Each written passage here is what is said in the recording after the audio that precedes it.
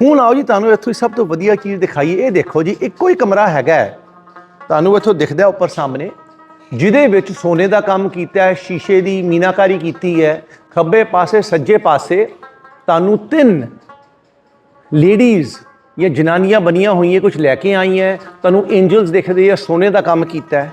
ਇਹ ਬਹੁਤ ਕਲੀਅਰ ਹੈ ਜੀ, ਤੇ ਉੱਪਰ ਬਹੁਤ ਕਲੀਅਰ ਹੁੰਦਾ ਹੈ ਬਿਲਡਿੰਗ ਨੂੰ ਦੇਖ ਕੇ, ਕਮਰੇ ਨੂੰ ਅਸੀਂ, ਕਿ ਇਹ ਜਿਹੜਾ ਕਮਰਾ ਹੈਗਾ ਇਹ ਜੀ ਤੁਸੀਂ ਵਾਲ ਫਰੈਸਕੋਸ ਦੇਖੋ ਆਪਣੇ, ਐਂਜਲਸ ਬਣੇ ਹੈ, ਡਿਫਰੈਂਟ ਲੇਡੀਜ਼ ਬਣੀ ਹੈ। ਵਾਈਟ ਰੰਗ ਦੇ ਐਂਜਲਸ ਹੈਗੇ ਆ ਜਿਹੜੇ ਪ੍ਰੋਬੇਬਲੀ ਅੰਗਰੇਜ਼ ਟਾਈਮ ਬਣੇ ਹੈ, ਕਾਲੇ ਹੈ, ਬਲੂ ਐਂਜਲਸ ਹੈ। ਇਹ ਕਮਰਾ ਜਿਹੜਾ ਮੋਸਟ ਪ੍ਰੋਬਬਲੀ ਜਦੋਂ ਮਹਾਰਾਜਾ ਖੜਕ ਸਿੰਘ ਰਹਿੰਦੇ ਹੁੰਦੇ ਸੀ, ਉਹਨਾਂ ਦਾ ਆਪਣਾ ਕਮਰਾ ਹੁੰਦਾ ਸੀ ਜੀ ਇੱਥੇ। ਤੇ ਤੁਸੀਂ ਇੱਥੇ ਦੇਖੋਗੇ ਕਿ ਅਨਾਰਕਲੀ ਦਾ ਜਿਹੜਾ ਟੂੰਬ ਹੈਗਾ ਉਹ ਸਾਹਮਣੇ ਪਿਆ, ਉਹ ਦੇਖੋ ਸਾਹਮਣੇ ਪਿਆ। ਸੈਂਟਰ 'ਚ ਕਿਉਂ ਨਹੀਂ ਹੈ? ਇਸ ਲਈ ਜੀ ਕਿਉਂਕਿ ਓਰੀਜਨਲੀ ਇੱਥੇ ਹੀ ਹੁੰਦਾ ਸੀ। ਜਦੋਂ ਖੜਕ ਸਿੰਘ ਰਹੇ ਹੈ, ਵੰਚੂਰਾ ਰਹੇ ਹੈ ਇੱਥੇ ਆ ਕੇ, ਤੇ ਐਲਡ ਰਹੇ ਇੱਥੇ ਆ ਕੇ, ਉਦੋਂ ਇਹ ਸੈਂਟਰ 'ਚ ਹੀ ਹੁੰਦਾ ਸੀ। ਜਦੋਂ ਅੰਗਰੇਜ਼ਾਂ ਨੇ ਇਹਨੂੰ ਇੱਕ ਚਰਚ ਬਣਾਇਆ, ਉਦੋਂ ਆਲਟਰ ਉੱਥੇ ਹੋ ਗਿਆ ਸੀ, ਤੇ ਇਹ ਜਿਹੜਾ ਟੂੰਬ ਨੂੰ ਚੁੱਕ ਕੇ ਸਾਈਡ ਦੇ ਕਮਰੇ ਰੱਖ ਦਿੱਤਾ ਗਿਆ ਸੀ।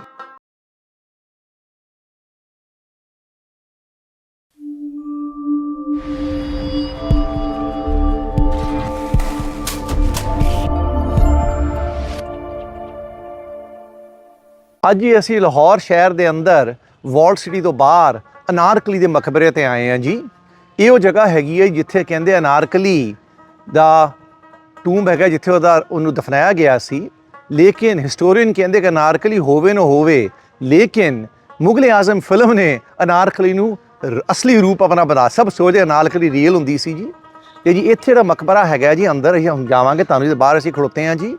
ਜਦੋਂ ਆਪਣਾ ਸਿੱਖ ਦੌਰ ਆਇਆ ਜੀ, ਪਹਿਲੇ ਇੱਥੇ ਮਹਾਰਾਜਾ ਖੜਕ ਸਿੰਘ ਰਹਿੰਦੇ ਹੁੰਦੇ ਸੀ, ਫਿਰ ਇੱਥੇ ਜਨਰਲ ਵੰਚੂਰਾ ਵੀ ਆਪਣੀ ਫੈਮਿਲੀ ਨਾਲ ਇੱਥੇ ਅੰਦਰ ਰਹੇ ਹੈ ਜੀ। ਉਸ ਤੋਂ ਬਾਅਦ ਉਹਨਾਂ ਨੇ ਅਲੱਗ ਬਿਲਡਿੰਗ ਬਣਾਈ, ਤੇ ਹੁਣ ਤੁਸੀਂ ਫਿਰ ਉਸ ਬ੍ਰਿਟਿਸ਼ ਦੌਰ ਆ ਗਿਆ ਜੀ, ਜਿਨ੍ਹਾਂ ਨੇ ਕੀ ਕੀਤਾ, ਬ੍ਰਿਟਿਸ਼ ਦੌਰ ਵਿੱਚ ਜਿਹੜੀ ਕਬਰ ਸੀ ਨਾ ਜੀ ਆਪਣੀ ਅਨਾਰਕਲੀ ਦੀ, ਉਹਨਾਂ ਨੂੰ ਚੁੱਕ ਕੇ ਕਮਰੇ 'ਚ ਰੱਖ ਦਿੱਤੀ, ਤੇ ਇਹ ਜਿਹੜੀ ਬਿਲਡਿੰਗ ਹੈ ਇਹ ਚਰਚ ਬਣ ਗਈ ਸੀ, ਐਂਗਲੀਕਨ ਚਰਚ।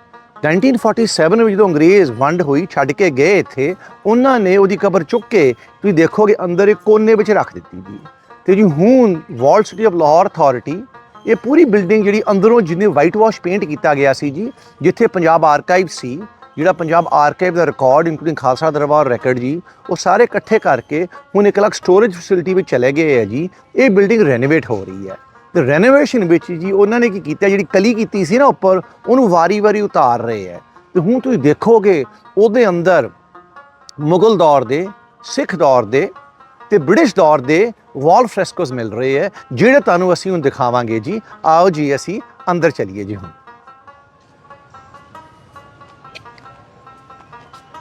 ਜੀ ਇੱਥੇ ਅੰਦਰ ਜਾਂਦੇ ਹੀ ਮੇਰੇ ਲੈਫਟ ਤੇ ਰਾਈਟ ਤੇ ਦੋਨੋਂ ਪਾਸੇ ਉੱਪਰ ਤੁਹਾਨੂੰ ਵਾਲ ਫਰੈਸਕੋਸ ਦਿਖਣਗੇ ਜੀ। ਇਹ ਸਿੱਖ ਤੇ ਆਪਣਾ ਮੁਗਲ ਦੌਰ ਦੇ ਕੰਬਾਈਨਡ ਹੈ ਜੀ।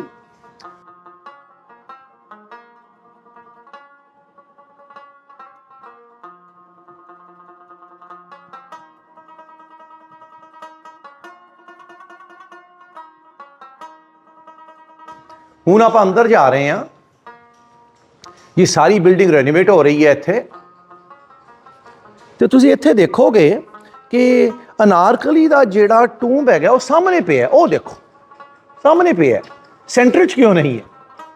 ਇਸ ਲਈ ਜੀ ਕਿਉਂਕਿ ਓਰੀਜਨਲੀ ਇੱਥੇ ਹੀ ਹੁੰਦਾ ਸੀ। ਜਦੋਂ ਖੜਕ ਸਿੰਘ ਰਹੇ ਹੈ, ਵੰਚੂਰਾ ਰਹੇ ਹੈ ਇੱਥੇ ਆ ਕੇ, ਤੇ ਐਲਡ ਰਹੇ ਇੱਥੇ ਆ ਕੇ, ਉਦੋਂ ਇਹ ਸੈਂਟਰ 'ਚ ਹੀ ਹੁੰਦਾ ਸੀ। ਜਦੋਂ ਅੰਗਰੇਜ਼ਾਂ ਨੇ ਇਹਨੂੰ ਇੱਕ ਚਰਚ ਬਣਾਇਆ, ਉਦੋਂ ਆਲਟਰ ਉੱਥੇ ਹੋ ਗਿਆ ਸੀ, ਤੇ ਇਹ ਜਿਹੜਾ ਟੂੰਬ ਨੂੰ ਚੁੱਕ ਕੇ ਸਾਈਡ ਦੇ ਕਮਰੇ ਰੱਖ ਦਿੱਤਾ ਗਿਆ ਸੀ, ਤੇ 47 ਵਿੱਚ ਵਾਪਸ ਲੈ ਗਏ।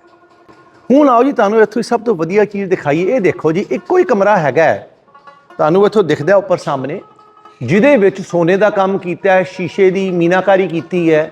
ਜਿਹੜੀ ਸੀ ਮੇਨ ਐਂਟਰੈਂਸ ਤੋਂ ਆਏ ਉਹਦੇ ਉੱਪਰ ਹੈ ਜੀ। ਖੱਬੇ ਪਾਸੇ ਸੱਜੇ ਪਾਸੇ ਤੁਹਾਨੂੰ ਤਿੰਨ ਲੇਡੀਜ਼ ਜਾਂ ਜਨਾਨੀਆਂ ਬਣੀਆਂ ਹੋਈਆਂ, ਕੁਝ ਲੈ ਕੇ ਆਈਆਂ। ਤੁਹਾਨੂੰ ਐਂਜਲਸ ਦਿਖਦੇ ਆ, ਸੋਨੇ ਦਾ ਕੰਮ ਕੀਤਾ ਹੈ। ਇਹ ਬਹੁਤ ਕਲੀਅਰ ਹੈ ਜੀ, ਤੇ ਉੱਪਰ ਬਹੁਤ ਕਲੀਅਰ ਹੁੰਦਾ ਹੈ ਬਿਲਡਿੰਗ ਨੂੰ ਦੇਖ ਕੇ, ਕਮਰੇ ਨੂੰ ਅਸੀਂ, ਕਿ ਇਹ ਜਿਹੜਾ ਕਮਰਾ ਹੈਗਾ ਇਹ ਜੀ ਤੁਸੀਂ ਵਾਲ ਫਰੈਸਕੋਸ ਦੇਖੋ ਆਪਣੇ, ਐਂਜਲਸ ਬਣੇ ਹੈ, ਡਿਫਰੈਂਟ ਲੇਡੀਜ਼ ਬਣੀਆਂ। ਵਾਈਟ ਰੰਗ ਦੇ ਐਂਜਲਸ ਹੈਗੇ ਆ ਜਿਹੜੇ ਪ੍ਰੋਬੇਬਲੀ ਅੰਗਰੇਜ਼ ਟਾਈਮ ਬਣੇ ਹੈ, ਕਾਲੇ ਹੈ, ਬਲੂ ਐਂਜਲਸ ਹੈ। ਇਹ ਕਮਰਾ ਜਿਹੜਾ ਮੋਸਟ ਪ੍ਰੋਬਬਲੀ ਜਦੋਂ ਮਹਾਰਾਜਾ ਖੜਕ ਸਿੰਘ ਰਹਿੰਦੇ ਹੁੰਦੇ ਸੀ ਉਹਨਾਂ ਦਾ ਆਪਣਾ ਕਮਰਾ ਹੁੰਦਾ ਸੀ ਜੀ ਇੱਥੇ। ਤੇ ਜੀ ਬਾਕੀ ਹੋਰ ਤੁਸੀਂ ਵਾਲ ਫਰੈਸਕੋਸ ਅਲੱਗ-ਅਲੱਗ ਦੇਖ ਰਹੇ ਹੋ, ਜਿਹਦੇ ਵਿੱਚ ਇੱਥੇ ਚਿੜੀਆਂ ਬਣੀਆਂ, ਇੱਥੇ ਕਿਤੇ ਕਿਤੇ ਤੁਹਾਨੂੰ ਆਪਣਾ ਹਿਰਨ ਦਿਖਦਾ ਹੈ, ਹੋਰ ਜਾਨਵਰ ਹੈ। ਲੇਕਿਨ ਜੋ ਇਸ ਟਾਈਮ ਇਹਨਾਂ ਨੇ ਖਾਲੀ ਕੀਤਾ ਹੈ, ਇਹਨਾਂ ਸਾਰਿਆਂ ਵਿੱਚੋਂ ਇਹ ਇੱਕੋ ਕਮਰਾ ਹੈ ਜਿਹੜਾ ਸਭ ਤੋਂ ਸੋਹਣਾ ਤੇ ਵੱਡਾ ਕਮਰਾ ਹੈ। ਸੋ ਕਲੀਅਰਲੀ ਇਹ ਸਿੱਖ ਦੌਰ ਦਾ ਕਹਿੰਦੇ ਕੰਮ ਹੈ, ਸੋਨੇ ਦਾ ਕੰਮ ਕੀਤਾ, ਸ਼ੀਸ਼ੇ ਦਾ ਕੰਮ ਕੀਤਾ, ਮੀਨਾਕਾਰੀ ਕੀਤੀ ਹੈ। ਇਹ ਮਹਾਰਾਜਾ ਖੜਕ ਸਿੰਘ ਦਾ ਬੈਡਰੂਮ ਹੁੰਦਾ ਸੀ ਜੀ ਇੱਥੇ ਅਨਾਰਕਲੀ ਦੇ ਮਕਬਰੇ ਦੇ ਅੰਦਰ।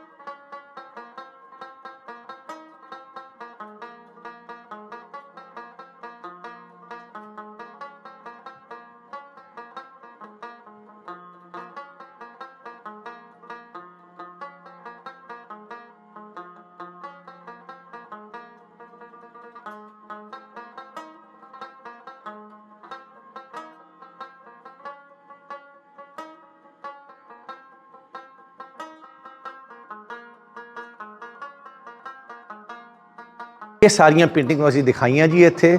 ਅਗਲੀ ਵਾਰੀ ਫੇਰ ਮਿਲਾਂਗੇ ਜੀ। ਰੱਬ ਰੱਖ।